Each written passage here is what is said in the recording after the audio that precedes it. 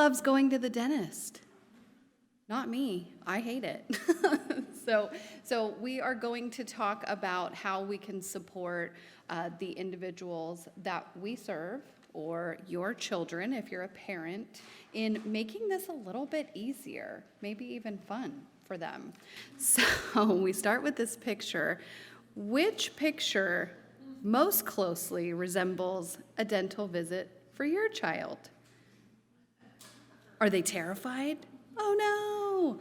Or do they super love it? If they super loved it, you probably wouldn't be here, right? So I'm assuming that everyone's falling a little over to the left today. So that's what we're going to be talking about. And why? Why do we dread going to the dentist, myself included? Well, what we know from the ADA, or American Dental Association, is that about 60% of people really don't like going to the dentist. Like I said, myself included. And 5 to 10% actually do have what would be called a dental phobia. And so these are some of the reasons that people most dread going to the dentist. The number one, obviously, down at the bottom being pain, right? We're scared that it's going to be painful. And then when we layer on the condition of autism or a developmental disability and some of the symptoms that come along with that, things like maybe being less able to interpret the environment from existing cues. So what's even going to happen next? I don't know. I can't predict it. Or, this is not falling within my schedule. This is not my routine. I feel very uncomfortable. I may not even be able to communicate with you that I'm uncomfortable, right? Sensory sensitivities, so we might experience slight discomfort, whereas it's extreme for some individuals. And they may be less able to self-regulate. And then also there may be those challenging behaviors under distress, self-injury, aggression, property destruction, things like that. So you can imagine, now that we've layered that on top of, we all already, or most of us, don't really like it anyway, this could make for a very unpleasant experience. So what does this result in? Well, one study that we came across looked at the oral health of about 5,000 individuals with intellectual and developmental disabilities, and found that 88% of them had some type of tooth decay or cavity. And 32% of them were really left untreated for an extended period. Almost 11% lacking teeth, and 25% required some intensive behavior management to even access dental care, including general anesthesia. Okay, so the two most common barriers, and we've highlighted the ones that we're going to talk about in our presentation with you guys today, are limitations in performing the daily oral care that we all need to do as a preventative measure, as well as those challenging behaviors then when we're faced with having to attend the dentist. But there are some other issues.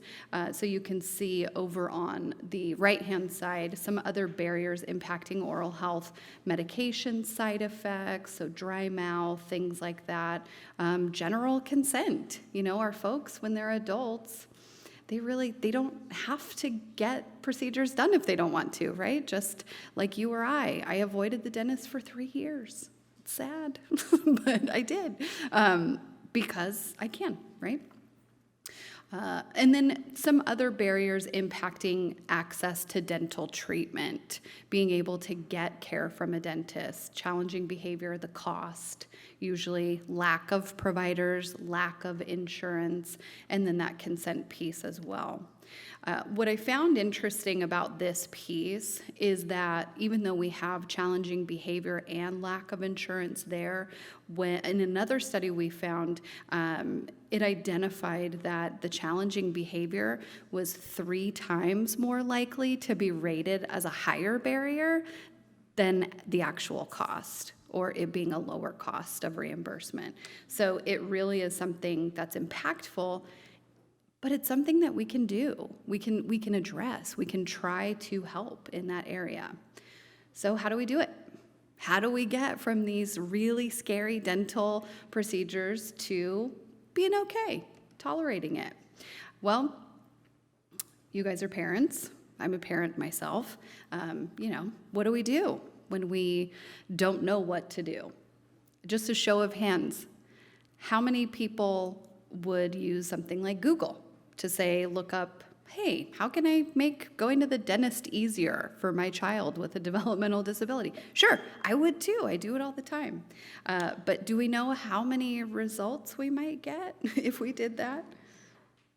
Well, there'd be 6.9 million exactly if you Googled strategies for taking person with developmental disabilities to the dentist.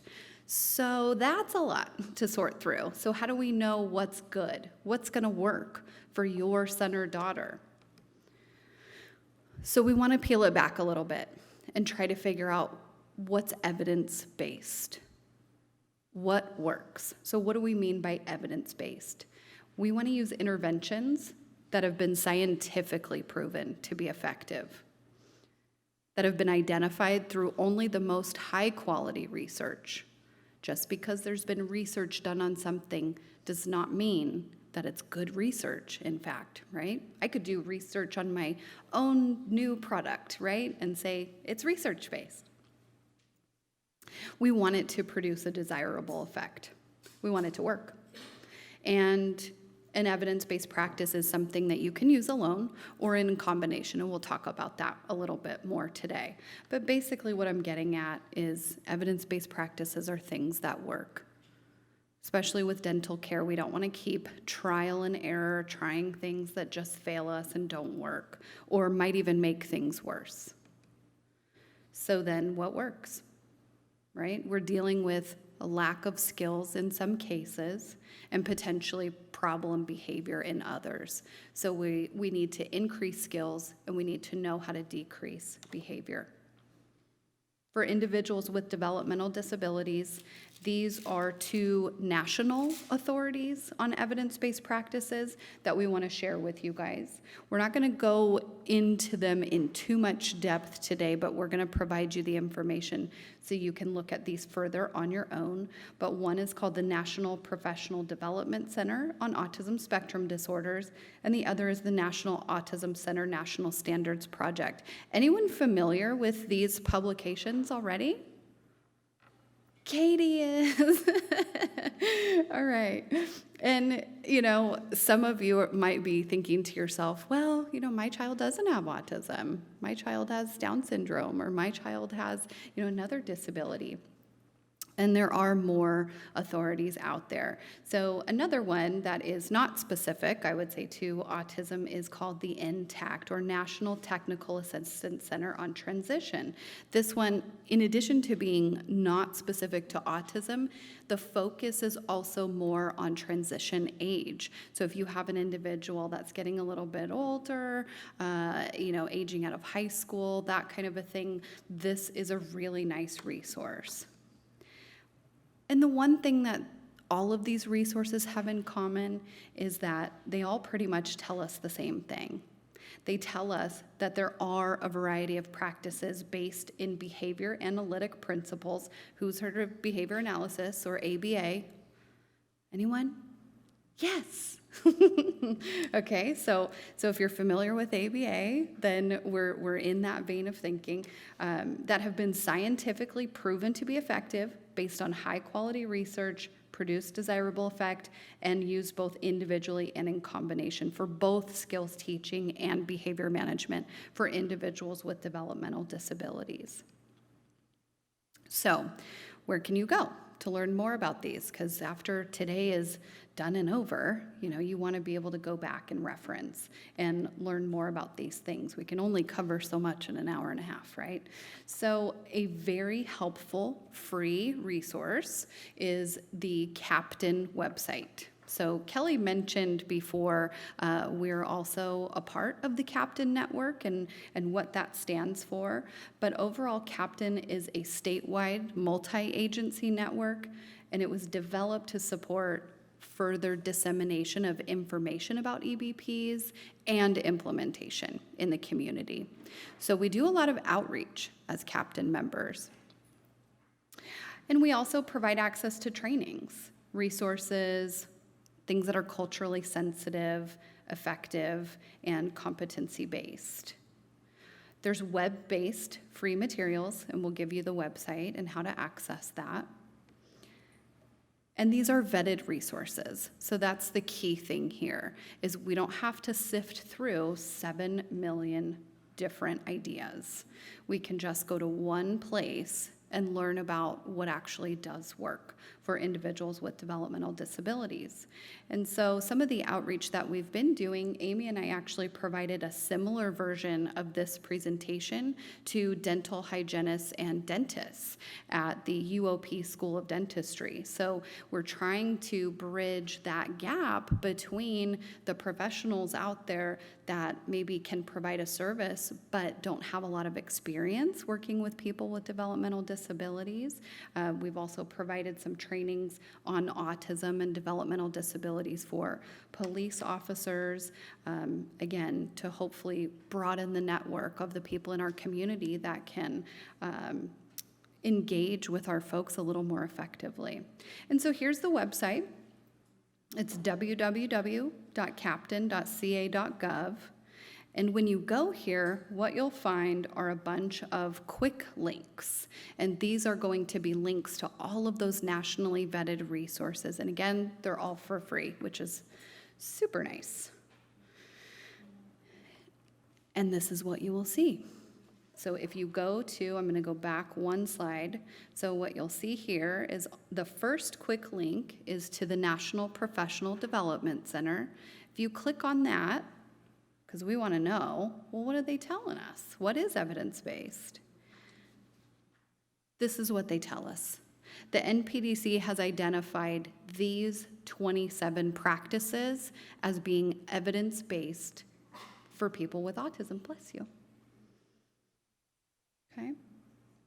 And we're not going to go over all of those today, just a few. But just to give you an idea, the National Autism Center, they use a little bit of a different approach. They have a tiered strength of evidence system. So this is the list of interventions they found to be most effective, or what they consider to be established. So things like behavioral interventions, cognitive behavior intervention, there's a training on that going on today, modeling, scripting, self-management, etc. And then there's also emerging practices. So this is how the National Autism Center differs from the NPDC. NPDC just has, here's the 27. National Autism Center says, these ones work the best, but there's also these ones that have some merit as well. And these are those emerging practices. So you see things like communication devices, exercise, exposure therapy, but the lists all look very similar. And what the National Autism Center also provides us is a list of things that are unestablished. So sometimes questions come up about, well, what about this new thing? Or has enough research been done on this? Well, these are the things that the research lends itself to say are actually not evidence-based. So we usually would try to stay away from these things until they have more evidence to support them. Okay. So how do these two resources compare, these two nationally vetted resources? Well, just to give you guys an idea, and just to prove my point that they do say the same thing, what you'll see is they call them different things, but they really mean the same thing. So what you'll see is the NPDC might call it, visual supports, but the National Standards Project from the National Autism Center might call it schedules. So the semantics are a little bit different, but the two resources do have a lot of commonalities and do say the same things. And so for the rest of our presentation, so that's just a little overview of the resources on evidence-based practices as a whole. And now we're going to get into more of what works specifically for getting access to dental care and bettering our oral hygiene practices at home. So Amy's going to take it away.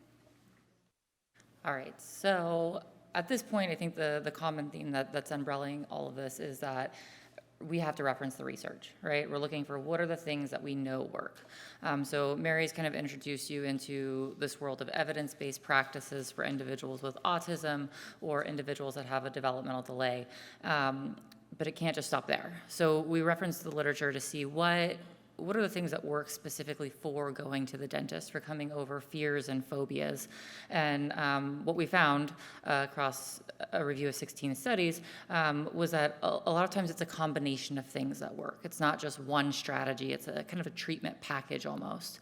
And when we look at the things that worked the best, we can see down here at the bottom, we see a lot of overlap between what we're seeing as established evidence-based practices through our national authorities and what also works for overcoming fears and phobias. We see things like reinforcement and exposure, modeling. So these are things that we're already doing with our kids, or we're already doing with clients.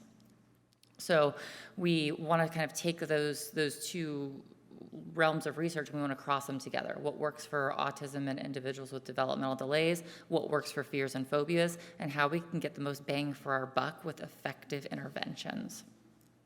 So looking at that, we then narrowed down our research further and found a few articles, and this one that we're going to review is just one example of how they took all of that overwhelming information, all of that research, and put it into an applied intervention that actually showed some success for the individuals treated. So we looked at 72 participants, all of which had an autism diagnosis.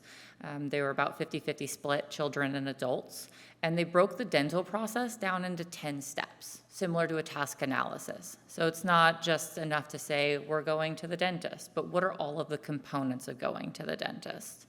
So we're looking at just walking into the room, sitting down in the chair, looking back, tolerating that bright light in the face, having somebody touch your mouth and not knowing what's going on, introduction of all of the different instruments they're going to use, and then finally allowing the dentist to touch the teeth with an instrument for up to 5 seconds. And so what they did was it was very systematic, right? So they had 5 sessions that they ran twice weekly, and they did this across 3 weeks with each of the clients. And what you'll see is they started with the most far away thing from the dentist that they could in terms of intrusiveness. So just really basically, let's talk about the dentist. Let's prime you for what's to come. Let's expose you to what some of the tools are. Let's play with some toys and look at some videos. And as the participants in the study got more comfortable with those things, they were able to progress to things that maybe were a little bit closer to an approximation of an actual dental experience. So maybe we're not practicing on toys anymore. Maybe we're practicing on you, or the child's practicing on mommy. And then from there, we look at actually trying to take some trips to the dentist and walking in, walking out, getting access to reinforcement, and really just lots of practice and slowly working your way from play and pretend to something that looks more like an approximation of what a dental visit would look like. And so here's just an example of some of the visual supports that they utilized. And there's going to be a make and take after this where we've kind of structured some visual supports to replicate what worked in these studies. And so there's toys, and they've got pictures of actually the person who's looking to get dental care in the pictures to kind of make it more personalized. They're fun, they're bright, hopefully motivating. And so here's the outcome. So before the intervention, we saw reluctant behavior for the children at about 75%. And after the intervention, that went down to about 20%. And then for adults, we saw it go reluctant behavior from almost 70% to 0%. And we saw compliance go up by nearly 60% across both the children and the adults in the study. So overall, even though it was a timely intervention and it took a lot of efforts and a lot of steps, there was pretty significant success for the children and adults that participated in the study. So that's great whenever you have somebody to come in and do these things, but that's not always the reality, right? So now we want to take all of that information and expand further on how can we take these EBPs, these evidence-based practices, and some of these strategies, and how can you make the dentist potentially more successful with your children or the people that you're supporting. So the first thing we're going to look at is antecedent-based interventions. We're going to look at modeling and video modeling. We're going to look at reinforcement, so what motivates us, makes us want to do the things that we do. Social narratives, so things that can maybe help us relate better to going to the dentist. And visual supports. Sometimes it can be a lot to take in vocally and auditorily and from a stimulating standpoint. So how can we better process that information as it's coming into us? So antecedent-based interventions. The word antecedent means before, right? So what are things that we can do before we take our child to the dentist to increase the likelihood that they're going to be successful in getting the dental care that they need or going through with any of the processes we're introducing? So the first step is pick the best available dentist. It's if you have the choice between a dentist who specializes in pediatrics and somebody who's just a general dentist and serves everybody or primarily adults, go with the pediatrics. Be strategic about appointment times for the office and for your child. If you think it's going to be difficult, historically you've had struggles, communicate with the dentist office and see, is there an early morning pre-opening hours visit? Is there an after hours visit? When is the office less crowded and busy?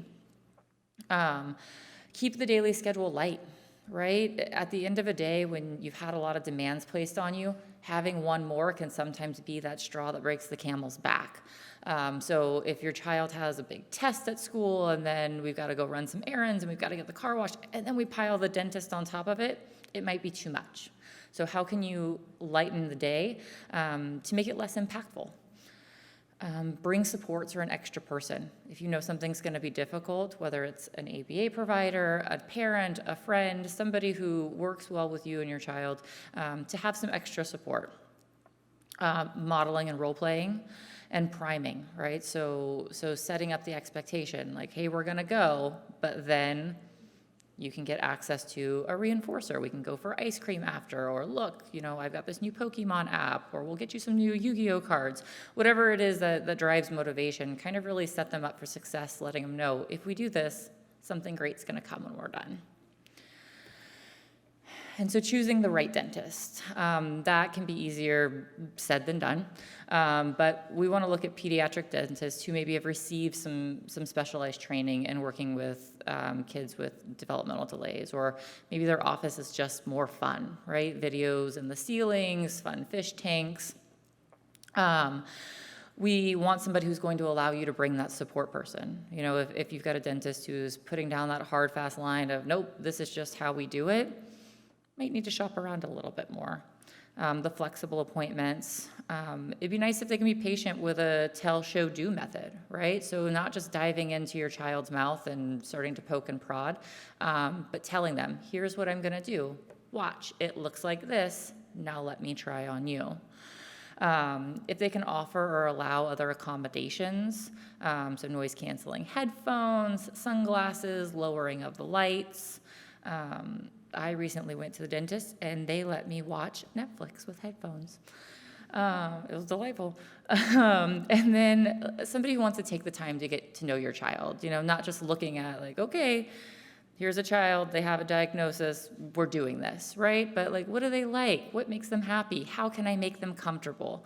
Those questions that are going to help them build a rapport with the child they're working with. Even though we're setting ourselves up for success beforehand, we still need to kind of maybe embed some additional strategies in. So modeling and pretend playing the dentist. So in preparation for it, make it more familiar. Expose them to the things that happen at the dentist and make it just kind of it's just something we do and it's not novel. Steps to successful modeling are going to be gathering materials in advance, right? It's hard to pretend to play dentist if you don't have any pretend dentist toys. Develop a script, right? Don't necessarily wing it, but kind of plan in advance. What are the things that makes my child apprehensive about the dentist, and how can I kind of start talking about those things and exposing him or her to that? Figure out a good time and place. Right? So if your child's favorite show is Dora the Explorer, probably not a good time to practice playing dentist while Dora's on, because that's going to trump. Keep practice sessions short. You don't want them to be deterred by your practice sessions. You don't want them to become aversive. So making them short and fun is going to make them more successful in the long run, and it's going to increase your child's desire to want to engage in that activity with you again. Predetermined rewards, like set up motivation for why they should want to play and pretend dentist with you. And finally, everybody should take turns both being the patient and the dentist, right? It's no fun just always having to be the patient. Let them inflict a little pain on you as well. And so that's in vivo modeling, right? That's us playing, that's us practicing. The other form of modeling that we can look at is video modeling.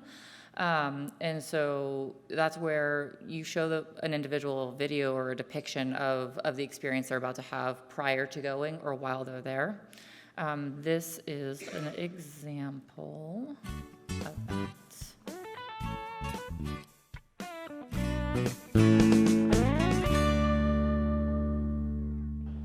This is a movie about you going to the dentist.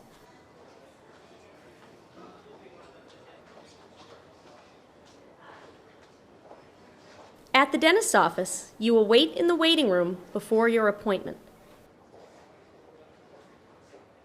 Hi, it's time to clean and count your teeth. When your name is called, you will walk into another room. A grown-up will stay with you the whole time. Okay, time to sit in the chair. You will go into a room with a special chair. Great job sitting down in the special chair. Now the hygienist will help to get you ready for the dentist. There will be a bright light to help see inside your mouth. Now it is time for you to get a special dentist bib.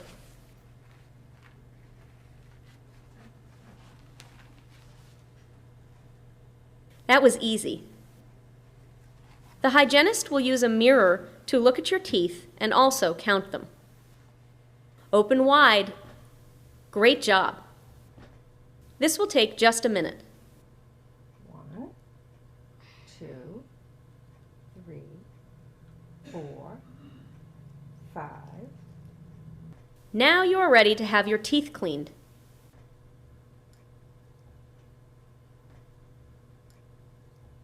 The hygienist will use a special brush that sounds like this.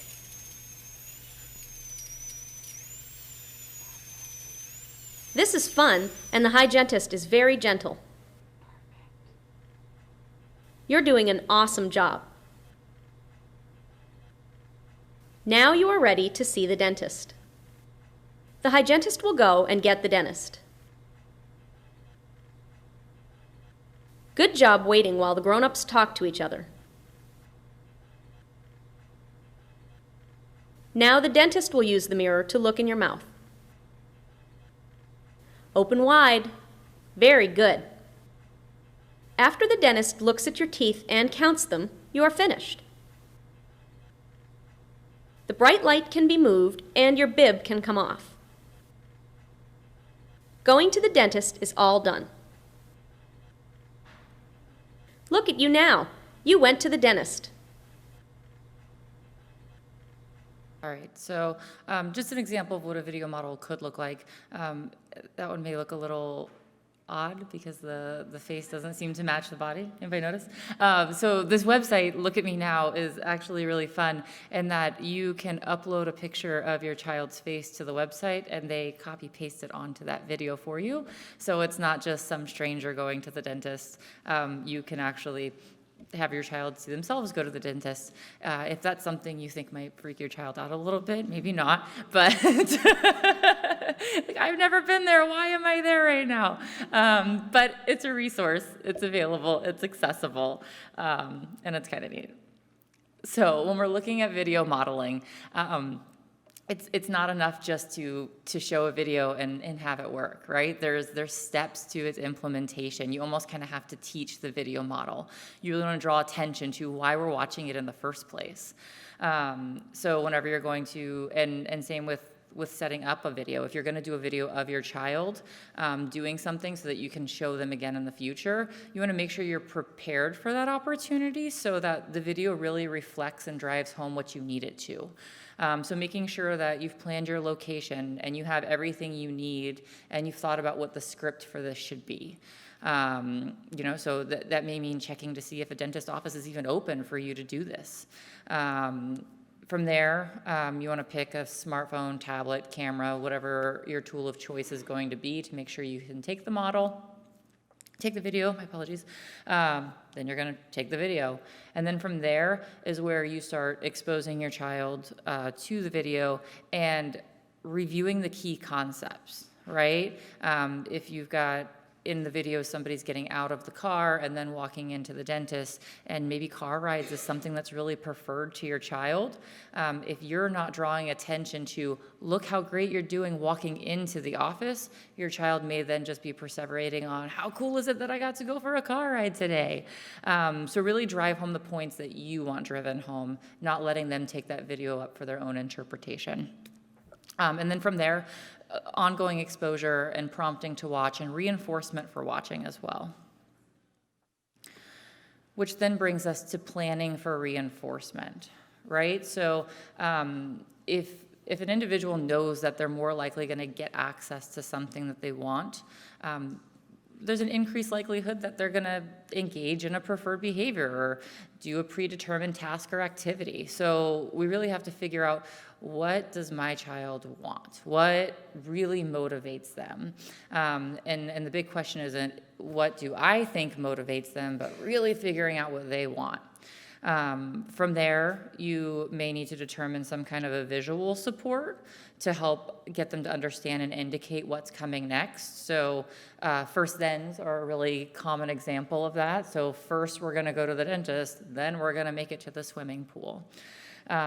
Maybe going to the dentist is too broad and we need to look at a more step-by-step way to go down this, right? So first go to the waiting room, then when it's finished, you can have access to your favorite app for 2 minutes. Then we're gonna sit in the chair and then you can have access to your favorite song, right? So kind of setting up those contingencies along the way.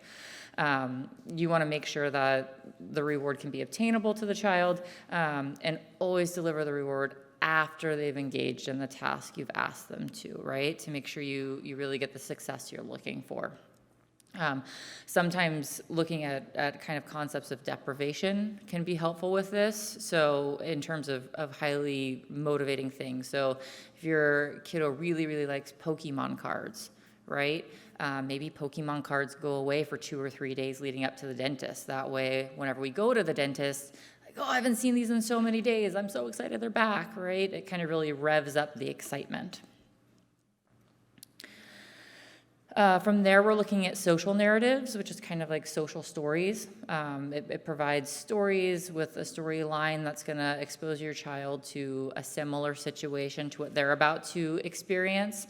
And it's going to have cues and tips and tricks on, it's okay to feel this way going there, but look, here are coping strategies we can use. And these stories come in a number of different ways. The first, most well-known, is just a social story, which is the description of a situation and descriptions of appropriate behaviors when you're in those situations. Social articles, it's kind of like a social story, but they're a little bit more catered to adults. And then from there, we get into cartoon drawings, where maybe it's more of an illustrated book, like a children's book. Comic strip conversations would resemble more like a graphic novel. And from there, looking at cards or other types of redirections that can go through. So it's not just one type. You can kind of cater the needs to what fits best with your child. And so here's just some examples. You've got something a little more fun, a little more oriented to the children, maybe a little less wordy, more pictures. And then here's another example of one that maybe is a little more in-depth with the narrative and the text and the words with just some more simple pictures. There is a link under Pathfinders for Autism where they do offer a number of free social story, social narrative resources that you can access through here as well. And just like video modeling, it's not enough just to provide access to the social story or the social narrative. It's something that you have to teach, right? So you've got to introduce it. We're going to go over it with your child. We're really going to identify the parts of the situation that are important and that we're going to highlight, reviewing those key concepts, and again, prompt and reinforce, reinforce, reinforce. But visual supports don't just stop at stories. So a visual support is any tool that can be provided to help successfully complete a task or activity. They could be written words, like a list. I mean, it's something that many of us as adults function off of. Grocery lists, packing needs before we go on a vacation. It can be objects within the environment, right? So we can look at timers. We can look at other sorts of changes in the environment that might cue something is happening. Environmental arrangement, right? So we see this a lot in maybe kindergarten classes or preschool classrooms where you don't have big runways for running. We've structured our tables and our shelving units so the environment makes a little more sense. It could be in the form of schedules, which is pictures or first-then boards. But really it helps to identify and clarify expected behaviors. So what is expected of me? When is this going to end? What am I getting out of this? It's a way to try to communicate more effectively and efficiently in difficult situations. And so here are some examples of visual supports that can be used to support a dental visit. So we've got timers, stand timers, the visual kind of countdown timers. Feelings cards, right? So how am I feeling? I'm good, or I need a break, because it's kind of hard to communicate vocally whenever somebody's in your mouth. And then this is just kind of an example of, here's what you can expect. These are the steps of the dentist today. But just like social narratives, we can't just throw them at our kids, right? We can't say, here it is, 3, 2, 1, go. We've got to teach the visual supports. We've got to show them the visual. We've got to practice the use of it by prompting and reinforcing them to show that the visual supports have meaning and that something comes of that. So again, all of these strategies, in a perfect world, we're going to put them into play and they're going to work. We're going to see what we want to see out of it. We're going to start seeing skill acquisition. We're going to start seeing increased compliance when we go to the dentist. But we also know that we don't live in a perfect world. And sometimes, despite efforts, things don't really go as planned. So we have to kind of be prepared for that too, right? So we prepared ourselves for setting up for success with antecedent interventions. We prepared ourselves for success by bringing visual supports and reinforcers, and we're ready to go. But if things don't go as planned, we need to be prepared for that as well. So tips for handling problem behaviors. 1, implement an existing behavior intervention plan, right? So know how to prompt, know what level of communication works well for de-escalating your child, work with taking small breaks, and modifying how you're communicating, or prompting the dentist or the hygienist to modify what they're doing to help support the situation.